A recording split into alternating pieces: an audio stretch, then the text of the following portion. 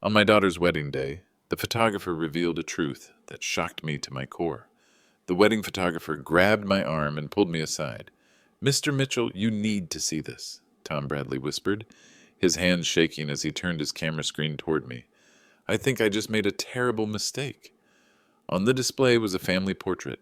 My new son-in-law, Andrew, with his arm around a blonde woman, and two children I'd never seen before. The metadata showed it was taken 13 months ago in Portland, Oregon. "I shot this last year," Tom said, his voice barely audible over the celebration. "Client name was David Turner, but that's definitely Andrew." While 200 guests toasted my daughter's happiness, I stared at proof that her new husband already had a family. A wife, children, a completely different life.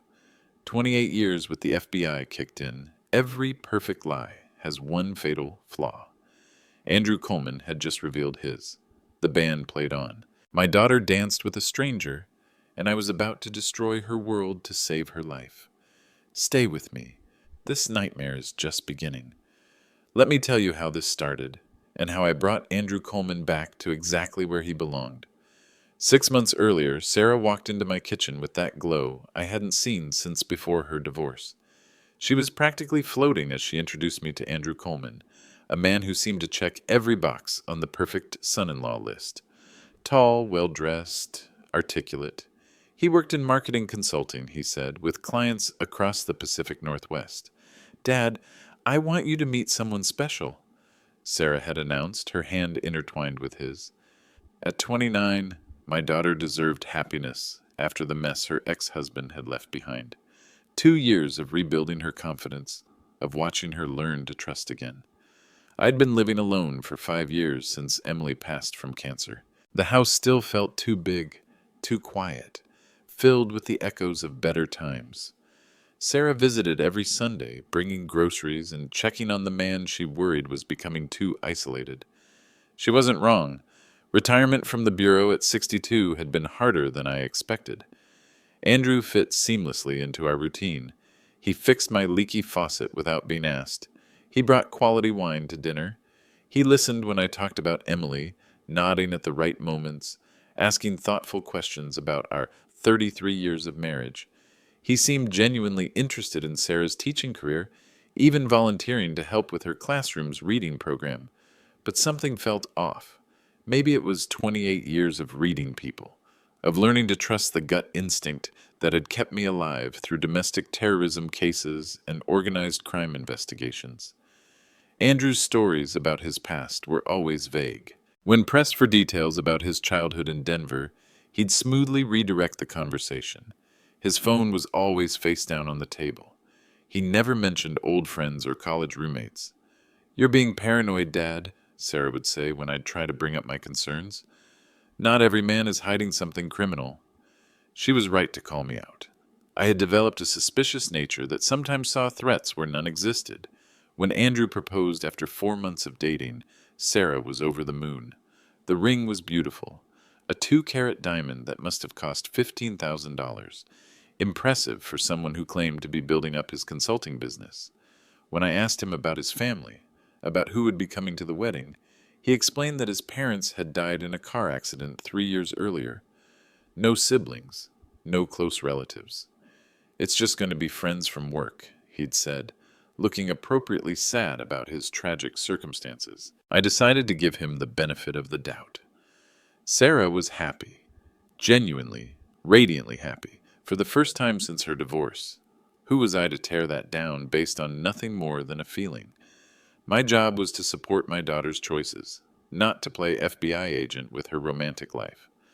The wedding planning went smoothly. Andrew let Sarah make most of the decisions, occasionally offering gentle suggestions that always seemed to align with what she wanted anyway. He was attentive without being controlling, helpful without being overbearing. Even my sister Carol, who had never liked any of Sarah's boyfriends, admitted she was impressed. "He seems really devoted to her," Carol said during the rehearsal dinner, "and he clearly adores her." 200 guests filled St. Mary's Cathedral on September 14th. Sarah looked radiant in Emily's wedding dress, which we'd had altered to fit her perfectly. Andrew stood at the altar in a perfectly tailored tuxedo. tears in his eyes as Sarah walked down the aisle. When they exchanged vows, his voice cracked with emotion as he promised to love and protect her for the rest of his life.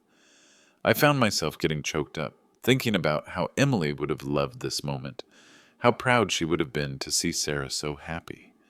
Maybe I had been wrong about Andrew. Maybe my instincts were finally failing me. The ceremony was flawless. The reception at the grand ballroom was everything Sarah had dreamed of. Andrew danced with his new bride like they were the only two people in the room. He made a toast that had half the room in tears, talking about how Sarah had taught him that it was possible to find your soulmate even when you'd given up hope. I was standing near the bar, watching them dance to At Last by Etta James, when Tom Bradley approached me with his camera bag. Tom had photographed 3 weddings for our family over the years. He was reliable, professional, and had an eye for capturing genuine moments. "Mr. Mitchell," Tom said, his voice unusually serious, "I need to show you something."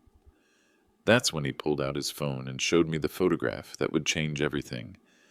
Maybe I should have trusted my instincts from the beginning. Tom's hands were shaking as he held his phone closer to my face. The photo showed a family of 4 at what looked like a park setting, professional portraits with fall leaves in the background. The man in the center of the photo was unmistakably Andrew Coleman. Same facial structure, same smile, same distinctive scar above his left eyebrow that he'd claimed came from a childhood bicycle accident. But the woman beside him wasn't Sarah. She was blonde, petite, probably in her early 30s, with her hand resting on a visibly pregnant belly. 2 children sat cross-legged in front of them, a boy who looked about 8 and a girl maybe 6 years old.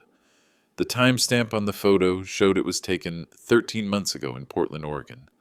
"I shot this family portrait in October of last year," Tom whispered, glancing around to make sure we weren't being overheard.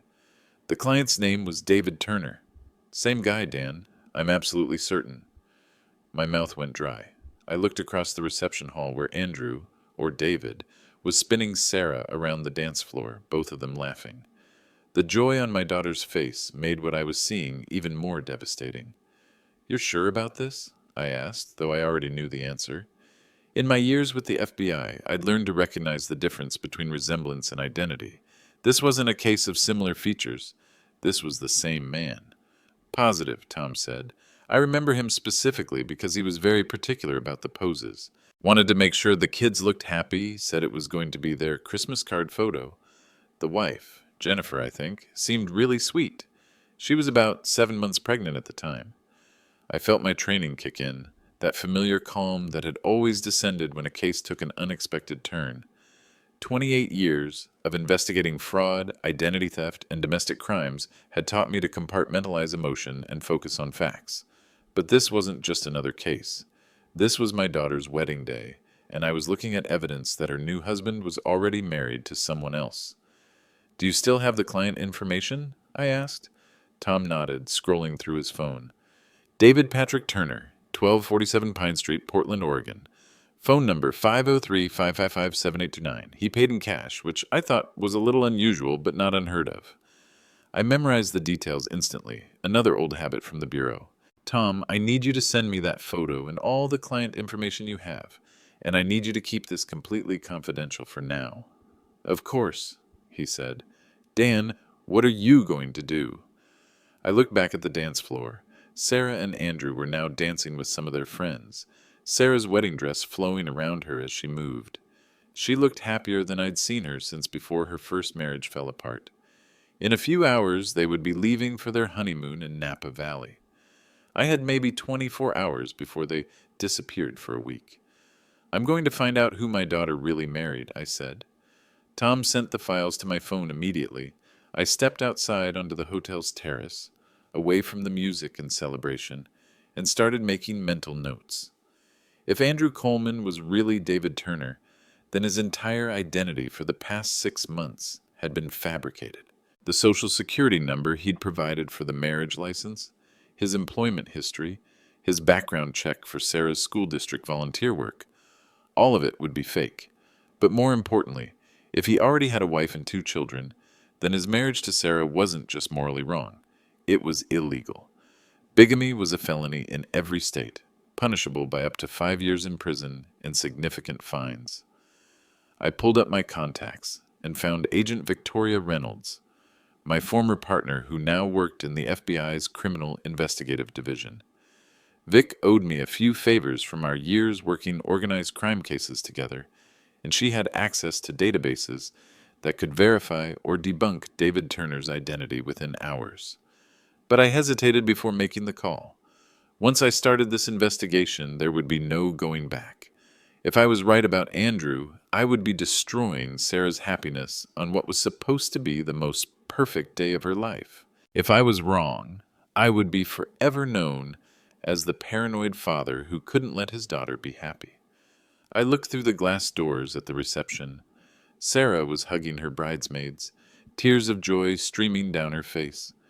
Andrew was shaking hands with our pastor, accepting congratulations with what appeared to be genuine humility and gratitude. But the photograph on Tom's phone didn't lie, and after 28 years of investigating liars, neither did my instincts. I had exactly 24 hours before they left for their honeymoon. I made the call to Agent Reynolds from my car in the hotel parking lot at 11:47 p.m. after Sarah and Andrew had left for their wedding night at the Marriott downtown. The reception had ended with rice throwing and champagne toasts, Andrew promising to take good care of Sarah while I smiled and played the proud father. "Vic, it's Dan Mitchell. I need a favor, and I need it off the books." "Jesus, Dan, it's almost midnight." "This better be good," she said, but I could hear her shifting into work mode. We'd spent too many years together for her not to recognize the tone in my voice. "I need you to run a name through NCIC and FinCN. David Patrick Turner, last known address 1047 Pine Street, Portland, Oregon.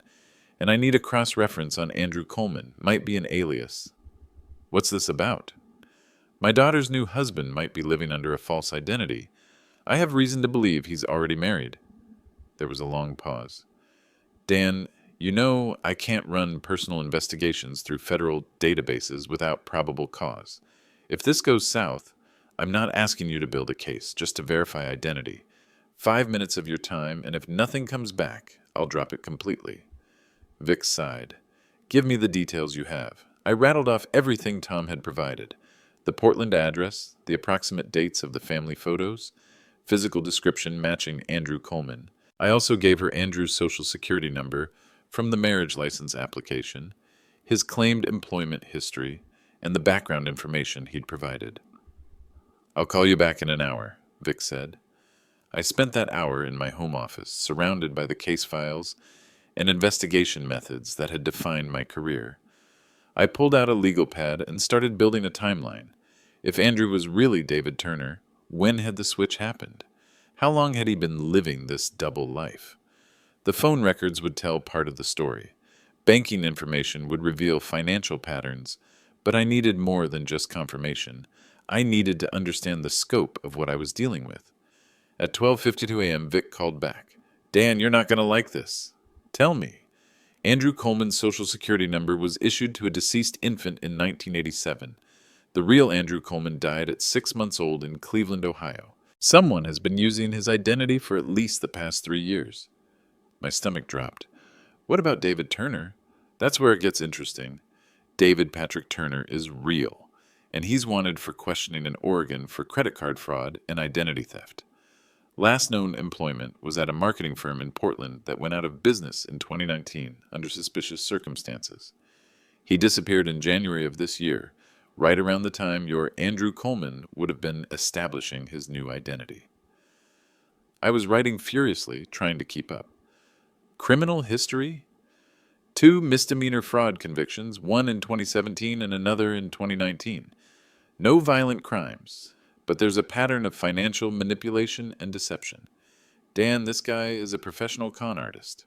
Any record of a wife and children? That's the complicated part. There's a Jennifer Turner listed at that Portland address, but I can't access details about dependents without a warrant. What I can tell you is that there were domestic dispute calls to that address in December of last year, just before David Turner disappeared. My hands were shaking as I wrote down the details. My daughter had just married a career criminal who was actively wanted by law enforcement. Worse, If there were domestic dispute calls involving his first family, Sarah could be in physical danger.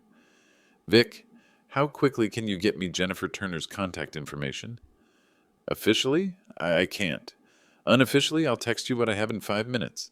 Dan, you need to be careful how you handle this. If you're planning to confront him, I'm not planning to confront anyone until I understand the full scope of what I'm dealing with. But my daughter is married to a wanted fugitive, and she doesn't know it. After Vic hung up, I sat in the silence of my office, staring at the notes I'd just taken. In less than 2 hours, I'd confirmed that my daughter's husband was not only a criminal, but potentially dangerous. I needed to hear the voice of the woman in that photograph. At 1:15 a.m., I received Vic's text with Jennifer Turner's phone number and what little information she could provide. Jennifer Lynn Turner, 34 years old, employed as a dental hygienist at Pacific Northwest Family Dentistry. 2 children registered at Portland Public Schools under the names Michael Turner, age 8, and Emma Turner, age 6. I stared at the phone number for 20 minutes before working up the courage to call. What do you say to a woman whose husband abandoned her to marry your daughter? How do you even begin that conversation? At 1:47 a.m. Pacific Time, still late but not completely unreasonable for someone dealing with a family emergency, I dialed Jennifer Turner's number.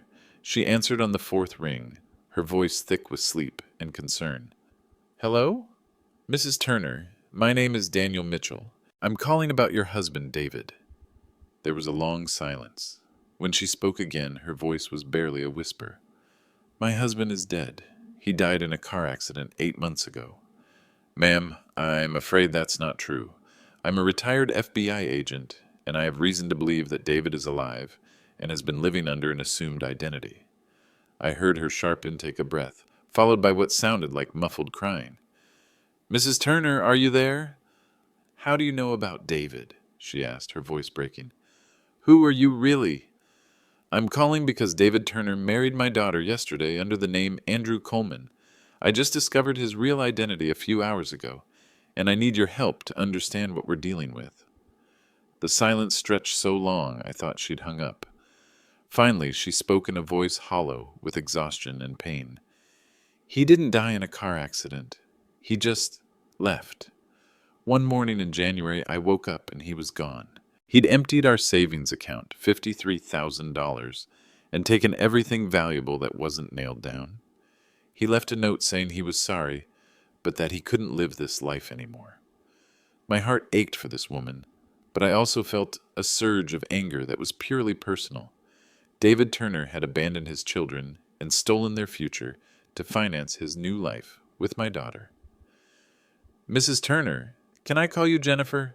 I need to ask you some difficult questions. Go ahead, she said. I've had 8 months to think about all the things I should have seen coming. Were there any signs before he left that he was planning to disappear? Jennifer let out a bitter laugh. Looking back, all the signs were there. He'd become increasingly secretive about his computer, his phone.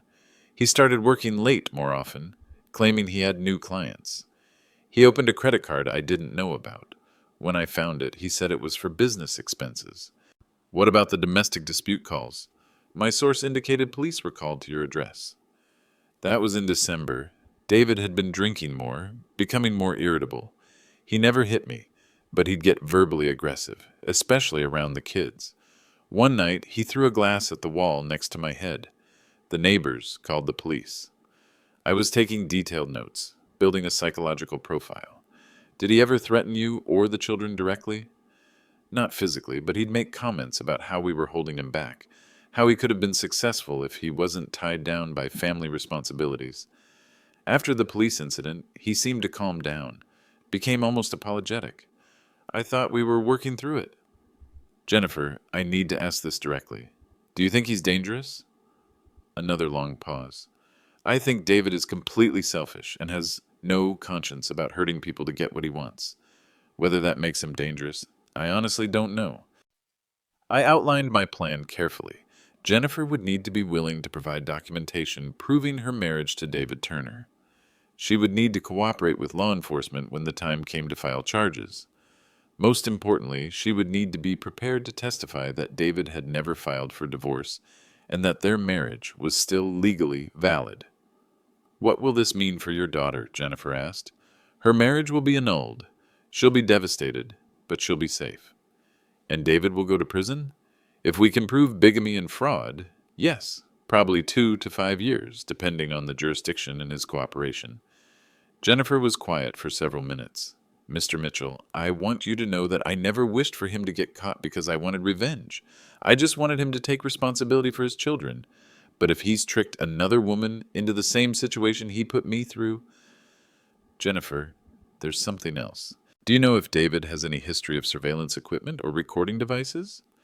"Actually, yes. He was obsessed with security cameras after we had a break-in 2 years ago.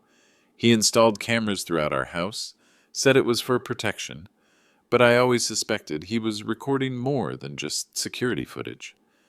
This detail sent a chill through me. If David had a pattern of surveillance, Sarah could already be under observation without knowing it. "I need you to think carefully about this next question. Do you have any evidence of David's surveillance activities? Photos, receipts, installation records?" "I might still have the receipts for the camera equipment. He kept very detailed records of all his purchases.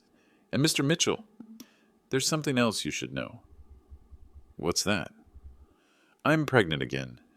Due in 3 months. David doesn't know. I found out a week after he left." The revelation hit me like a physical blow. Not only had David abandoned 2 children, but he'd left Jennifer to raise a third child alone while he started fresh with my daughter. "Jennifer, I want you to know that when this is over, I'm going to make sure David pays child support for all 3 children. You have my word on that." "Thank you," she whispered. Tomorrow morning, David Turner was going to face his past.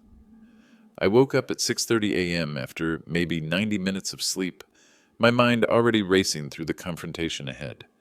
Sarah and Andrew were staying at the Marriott downtown before their 2 p.m. flight to San Francisco for their Napa Valley honeymoon. I had texted Sarah around midnight, asking if Andrew and I could have breakfast together, father-son bonding time, before they left for their trip. At 8:45 a.m., I met them in the hotel restaurant. Sarah looked radiant despite the late night, still glowing from her wedding day. She was wearing a simple sundress and had that unmistakable look of a woman who was completely, blissfully happy.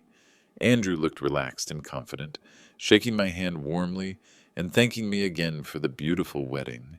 He ordered coffee and eggs Benedict while making small talk about their honeymoon plans. "Sarah, would you mind if Andrew and I stepped outside for a few minutes? Just some man-to-man conversation." She smiled and kissed Andrew's cheek. "Don't let my dad interrogate you too much. He's probably going to give you the whole 'hurt my daughter and I'll hunt you down' speech." Andrew laughed. "I think I can handle whatever your old man throws at me." We walked to a quiet corner of the hotel's outdoor terrace. The morning was clear and cool, with downtown Portland visible in the distance. I had positioned my phone to record our conversation, not admissible in court without consent, but useful for my own documentation. "Andrew," I began, keeping my voice calm and conversational, "I wanted to talk to you about Portland." His body language shifted almost imperceptibly, a slight tensing of his shoulders, a pause in reaching for his coffee cup. "Portland? What about it?" "Well, it's interesting. I was talking to our wedding photographer last night, and he mentioned that he's done work in Portland recently. Small world, right?" Andrew nodded slowly. "Yeah, it's a nice city. I've done some consulting work there." I pulled out my phone and showed him the family photograph Tom had taken 13 months ago. "Funny thing, though, Tom showed me this family portrait he shot last year. The man in this photo looks remarkably like you." The color drained from Andrew's face. For about 5 seconds he stared at the photo without speaking. I watched his mind work, probably calculating whether denial or explanation was the better strategy. That's not me," he said finally. "Really? Because I ran the client information through some databases. The man who paid for this photo session was named David Patrick Turner, and David Patrick Turner has your fingerprints." Andrew's eyes widened. "How do you have my fingerprints?" "The wine glass from dinner last week. I had it analyzed." This was a bluff. I hadn't actually processed fingerprints, but his reaction told me everything I needed to know. He set down his coffee and leaned back in his chair. Okay, you got me. But Dan, you need to understand. I understand that you're married to Jennifer Turner and have 2 children with her. I understand that you emptied your family's savings account in January and disappeared. I understand that your real name is David Patrick Turner and that Andrew Coleman died as an infant in 1987. Andrew, David, was silent for a long moment. When he spoke, his voice had changed entirely. Gone was the charming confidence, replaced by something harder and more calculating. That life was poison, Dan. Jennifer is an emotional vampire who was sucking the life out of me. Those kids weren't planned, and I was never cut out to be a father. I tried to make it work for 8 years, but I was dying inside. So you just abandoned them? I gave them 8 years of my life. I worked jobs I hated to pay for a house I never wanted, and kids who weren't even grateful for what I provided. Jennifer got comfortable, stopped taking care of herself, stopped trying to make me happy. I had a choice: waste the rest of my life being miserable, or start over. His honesty was chilling. No remorse, no guilt, just cold calculation about what served his interests. And Sarah? What happens when you get tired of her? Sarah is different. She appreciates what she has. She's not trying to trap me with kids and mortgages and all the other suburban bullshit that Jennifer was obsessed with. I pulled out my phone and dialed Jennifer's number, putting it on speaker. She answered after 2 rings. Jennifer, I'm here with David. He's sitting right across from me. David? Her voice was small and tentative. David, is that really you? David's composure cracked completely. Jen, I can explain. Explain? David, I'm 7 months pregnant with your baby. Your children ask about you every day. Michael still sets a place for you at dinner. The silence stretched for nearly 30 seconds. David looked trapped, cornered, desperate. Jennifer, I'm sorry, but I can't come back. That life, I just can't. I'm not asking you to come back. I'm asking you to take responsibility for what you've done. That's when Sarah appeared at the terrace door, looking confused and concerned. She'd obviously heard voices and come looking for us. Andrew, who are you talking to? Sarah stood frozen in the doorway, staring at the phone in my hand, where Jennifer's voice was still audible, and then at Andrew, David, whose face had gone completely white. Who is Jennifer? Sarah asked quietly. David looked between Sarah and me, clearly calculating his options. Sarah, I can explain everything. This isn't what it looks like. Sarah walked closer, her wedding ring catching the morning sunlight. Then explain it to me, Andrew. Explain to me who Jennifer is and why she just said you're the father of her children. My name isn't Andrew, he said finally. It's David. David Turner. And yes, I was married before. But Sarah, that marriage was over long before I met you. It was toxic, destructive. I had to get away. Were you divorced? Sarah's voice was steady, but I could see her hands shaking. David hesitated just long enough for Sarah to understand. Oh my God, she whispered. Oh my God, you're still married to her. Sarah, please, let me explain. Are those your children? She was looking at my phone, where the family photograph was still visible. Biologically, yes, but get away from me! As Sarah's scream was so loud that other hotel guests on the terrace turned to stare. Get away from me right now! David tried to approach her, but she backed away, tears streaming down her face. Sarah, please, you have to understand. I love you. Everything I felt for you, everything we built together, that was real. Real? What part of any of this was real? Your name isn't real. Your identity isn't real. You have a wife and children that you never mentioned. Her voice cracked with pain and fury. I stepped between them. David, I think you should leave. This is between me and my wife, David said, his mask slipping to reveal something uglier underneath. Your wife is in Portland, I said quietly. Sarah is the victim of fraud. David's expression hardened. Dan, you've just destroyed your daughter's happiness based on some outdated notion of traditional marriage. Sarah is an adult who can make her own choices. My choice, Sarah's voice was hollow now, the anger replaced by devastating comprehension. My choice was to marry Andrew Coleman, not some stranger named David Turner who abandoned his family. Agent Victoria Reynolds arrived at the hotel 23 minutes later, responding to my text requesting immediate assistance. I had officially reported suspected bigamy and identity fraud to federal authorities, setting in motion a chain of events that David could no longer control or manipulate. David Patrick Turner, you're under arrest for identity theft and suspicion of bigamy, Vic said, reading him his rights, while hotel security held curious onlookers at bay. Sarah watched her husband of less than 24 hours being handcuffed, tears falling silently onto her sundress. Dad, yesterday was supposed to be the happiest day of my life. I know, sweetheart, I know. 3 weeks, she whispered. What? I'm 3 weeks pregnant.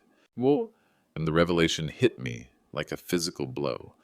Not only had David destroyed my daughter's marriage and emotional security, but Sarah was now carrying the child of a wanted criminal who already had 3 children he'd abandoned. But David Turner wasn't finished with us yet. 3 days after David's arrest, his attorney, a slick criminal defense lawyer named Marcus Webb, served me with a cease and desist order at my home. The thick envelope arrived via certified mail at 11:30 a.m., while Sarah was sitting at my kitchen table, still wearing the same sweatpants she'd been in since the arrest. Mr. Mitchell, Webb's letter began, your harassment and interference with my client's marriage constitutes defamation of character, intentional interference with contractual relations, and possibly criminal stalking under Oregon state law. Unless you immediately cease all contact with my client and retract any statements made to law enforcement, we will pursue civil damages in excess of $2 million. The letter went on to threaten my FBI pension, claiming that my use of federal databases for personal matters constituted a violation of my retirement agreement. Webb had done his homework. He knew exactly where to apply pressure. Sarah looked up from her untouched cup of coffee when she heard me swear under my breath. What is it, Dad? David's attorney is threatening to sue me for interfering with your marriage. What marriage? Sarah's voice was flat, emotionless. She'd been like this since the arrest, present but not present, going through the motions of existing while processing the complete destruction of everything she'd believed about her life. Legally, until the bigamy charges are proven, your marriage to David is still valid. Sarah laughed, but there was no humor in it. So I'm married to a criminal who's also married to someone else. That's perfect. My phone rang, Jennifer Turner calling from Portland. I'd given her my number so we could coordinate our statements for the prosecutors. Dan, I need to tell you something, Jennifer said when I answered. David's attorney contacted me yesterday. He's offering to pay all my back child support and establish a college fund for the kids if I refuse to testify against him. This was exactly what I'd been afraid of. David was using his attorney to manipulate the legal system, buying off witnesses and attacking anyone who threatened his position. How much money are we talking about? I asked. $60,000 in back support, plus $500 a month going forward, plus $20,000 for each child's education fund. Dan, that's more money than I could make in 2 years. I understood Jennifer's dilemma. She was a single mother facing financial hardship, and David was offering her a way out of poverty in exchange for his freedom. From her perspective, taking the money might be the most responsible thing she could do for her children. Jennifer, you need to understand that if you take this deal, David will never face any consequences for what he's done. He'll be free to do this to other women. But my children will have financial security, and Sarah's child will grow up with a father who's a professional con artist. There was a long silence. I need time to think about this. After she hung up, I called my own attorney, Rebecca Harrison, who'd handled Emily's estate planning and my retirement paperwork. I needed to understand my legal exposure and options. Dan, this lawsuit threat is mostly hot air, Rebecca explained. You're protected by federal whistleblower statutes for reporting suspected criminal activity. However, the pension issue is more complicated. If the FBI determines that you misused federal resources for personal matters, they could review your retirement benefits. What do you recommend? We fight back. File a countercomplaint for intentional infliction of emotional distress on Sarah. David's pattern of deception and abandonment creates a strong case for damages. I looked at Sarah, still sitting motionless at the kitchen table. Fighting back would mean more legal proceedings, more testimony, more reminders of how thoroughly she'd been betrayed. But letting David Turner win wasn't an option. Rebecca, I want you to do something else. I want you to investigate the legal implications of David's surveillance activities. The anonymous phone call came at 2:47 a.m. on Friday night, 6 days after David's arrest. I was in my home office reviewing case files and legal documents when my personal cell phone rang. The caller ID showed only unknown number. Is this Daniel Mitchell? The voice was electronically distorted, clearly using a voice modulation app. Who is this? Someone who knows about your son-in-law's extracurricular activities. Are you interested in information that could guarantee his conviction? Every instinct from my FBI training was screaming that this was a setup. What kind of information? Video recordings. Very intimate video recordings of your daughter. Recordings she doesn't know exist. My blood ran cold. What are you talking about? David Turner installed hidden cameras in your daughter's apartment 6 weeks before the wedding. Bedroom, bathroom, living areas. He's been recording everything, and I have copies of those recordings. Explicit material that would be very embarrassing if it became public. I was already moving toward my computer, starting a recording app to capture the call. What do you want? $25,000 in cash. In exchange, you get the recordings and the evidence of where the cameras are located. This information would add felony voyeurism charges to his case, guaranteeing significant prison time. And if I refuse, the recordings find their way to certain websites. Your daughter becomes an internet sensation for all the wrong reasons. I felt a rage building that I hadn't experienced since Emily's diagnosis. Someone was threatening to sexually exploit my daughter, to weaponize her most private moments as blackmail material. I'll need time to get that kind of cash together, I said, playing along while my mind worked through the angles. You have 48 hours. I'll call with instructions on where to make the drop. The line went dead. I immediately called Agent Reynolds, despite the late hour. Vic, I need an emergency trace on a call that just came in, and I need a cyber crimes unit to sweep Sarah's apartment immediately. Dan, what's going on? I explained the call, the threats, the implied existence of hidden surveillance equipment. This has David Turner written all over it. He's orchestrating this from jail, probably through an intermediary. We'll need Sarah's consent to search her apartment. She'll give it. Vic, if there are recordings, and if they become public, I understand. I'll get a team together right now. At 3:20 a.m., I woke Sarah up to explain what had happened. She listened in stunned silence as I described the anonymous caller's threats. Hidden cameras? She whispered. In my apartment? We don't know for certain yet, but we need to assume it's true. Agent Reynolds is bringing a team to sweep for devices. Sarah wrapped her arms around herself, shivering despite the warm night.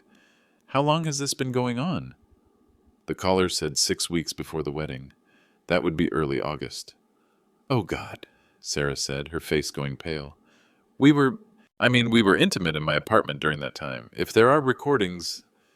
The FBI Cybercrimes Unit arrived at Sarah's apartment at 4:15 a.m. with electronic detection equipment. It took them less than 20 minutes to locate the first camera, a device smaller than a quarter, hidden in the smoke detector above Sarah's bed. They found 5 cameras total: bedroom, bathroom, living room, and kitchen. Each device was wireless, broadcasting to a central receiver that had been hidden in Sarah's storage closet. The equipment was sophisticated, expensive, and clearly installed by someone with technical expertise. These cameras have been actively recording for approximately 2 months, Agent Reynolds informed us. The storage capacity suggests hundreds of hours of footage. Sarah was sitting on her couch, staring at the camera they'd removed from her bedroom smoke detector. He watched me. He watched me shower, change clothes, sleep. For 2 months. Sarah, this gives us everything we need to put David away for a very long time, I said.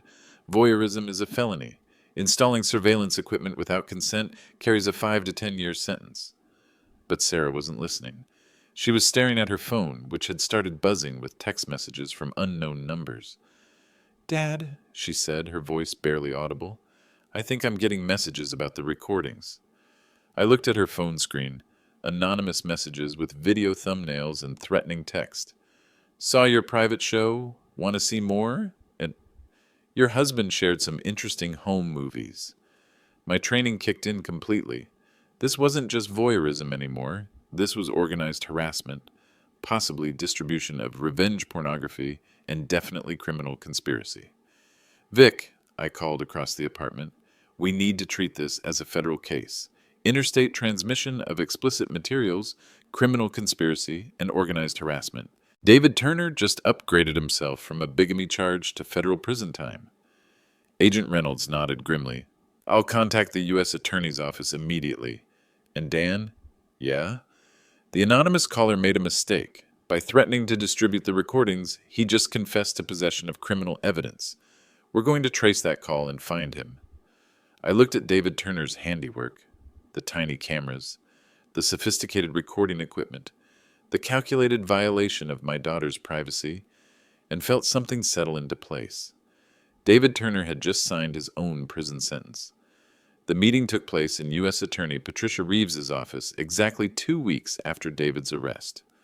Present were David, his attorney Marcus Webb, Agent Reynolds, Assistant U.S. Attorney James Morrison, and myself. Sarah had chosen not to attend, saying she couldn't bear to be in the same room with David again. The evidence against David was overwhelming.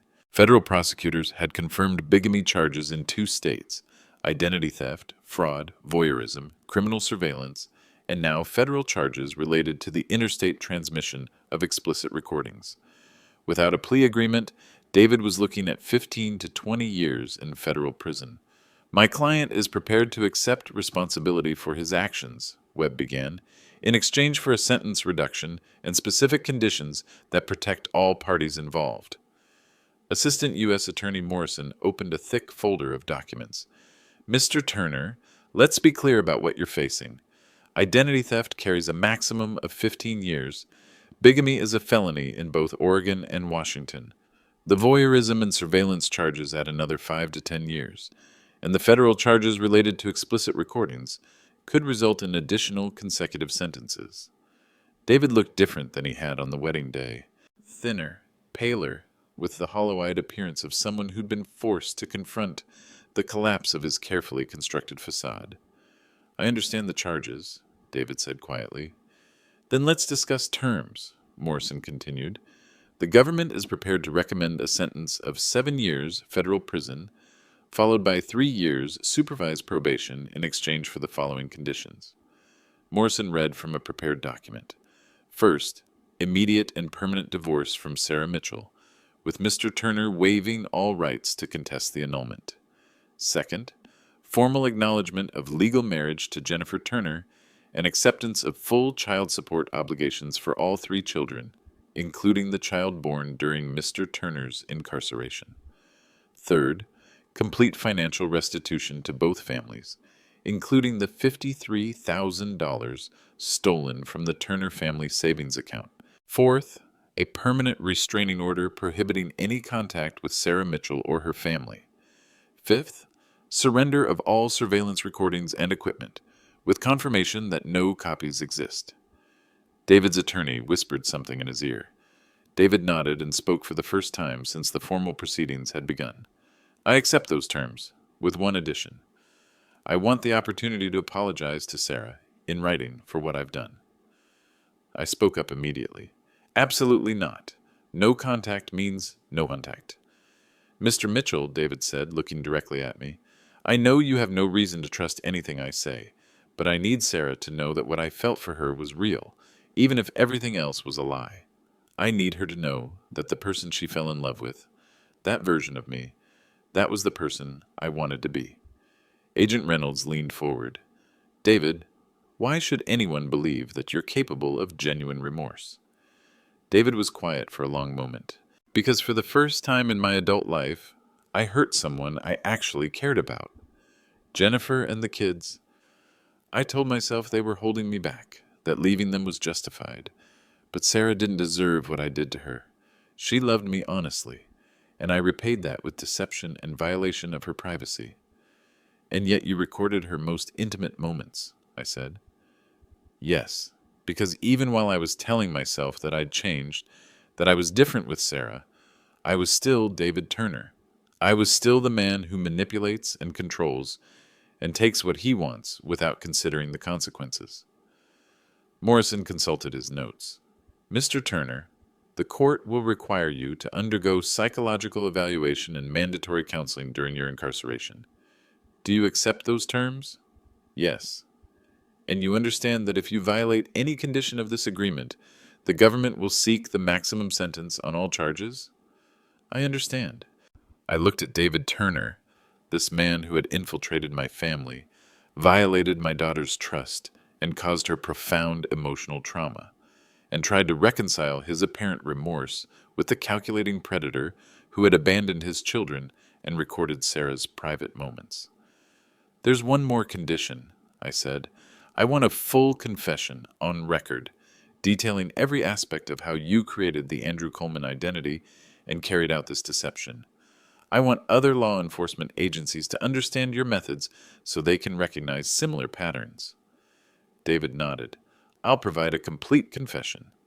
Morrison gathered his papers. Then we have an agreement.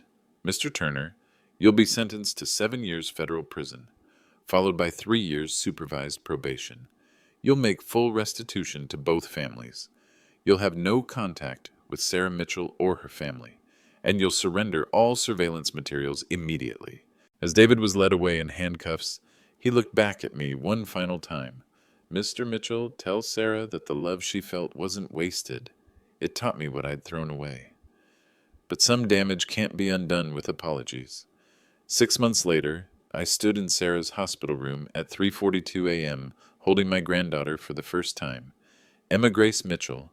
Sarah had chosen to give the baby her maiden name, weighed 7 pounds, 2 ounces, and had Emily's delicate features around the eyes. She's beautiful, sweetheart, I whispered to Sarah, who was exhausted but smiling. Dad, I need to tell you something, Sarah said as the nurse finished her post-delivery checkup. I've decided to keep David's last name legally, just for Emma. I want her to know where she came from, even if her father can't be part of her life. David Turner was serving his sentence at Federal Correctional Institution, Sheridan, about 90 miles south of Portland. He would be eligible for parole in 5 years, assuming good behavior and completion of mandatory psychological counseling. His first letter to Sarah had been returned unopened, as had the subsequent 17 letters he'd attempted to send. Jennifer Turner had given birth to David's third child 4 months earlier, a son she named James. She'd used David's child support payments to move to a better neighborhood and enroll in a dental hygienist certification program.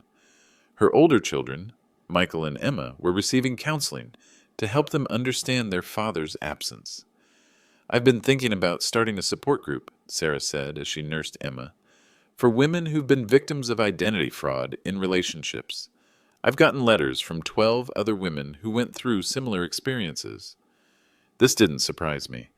During David's trial, it had emerged that Andrew Coleman was the third false identity he'd used over the past 8 years.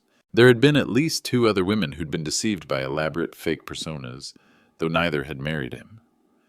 I think that's a wonderful idea, I said. You could help a lot of people. Agent Reynolds had been promoted to supervisor of the FBI's Identity Theft Task Force, partly based on her work on David's case. She'd used his confession to develop new protocols for detecting romance fraud and identity manipulation, training that was now standard for federal agents. I'd started writing a book about the investigation, part memoir, part warning to other parents about the sophisticated nature of modern con artists. The working title was The Man Who Wasn't There, a father's fight to save his daughter from a perfect lie. Dad, Sarah said, interrupting my thoughts, I need you to know that I don't blame you for what happened. I should have trusted my instincts earlier. Maybe, but you also taught me that my judgment matters, that I have the right to make my own choices, even bad ones. She adjusted Emma in her arms, and David wasn't entirely wrong about one thing. What I felt was real, even if he wasn't. I looked at my granddaughter, sleeping peacefully despite being born into such complicated circumstances. Emma would grow up knowing her father's story, understanding both his crimes and his absence. But she would also know that she was wanted, loved, and protected by a family that had learned hard lessons about trust and boundaries. The most important thing I learned, Sarah continued, is that protecting someone isn't the same as controlling them. You could have tried to forbid me from marrying David, but instead you investigated, gathered evidence, and presented me with facts. That's what real protection looks like. Justice isn't revenge. Justice is making sure the bad guys can't hurt anyone else. And sometimes it's also about learning to let the people you love make their own mistakes, while being ready to help them clean up the pieces.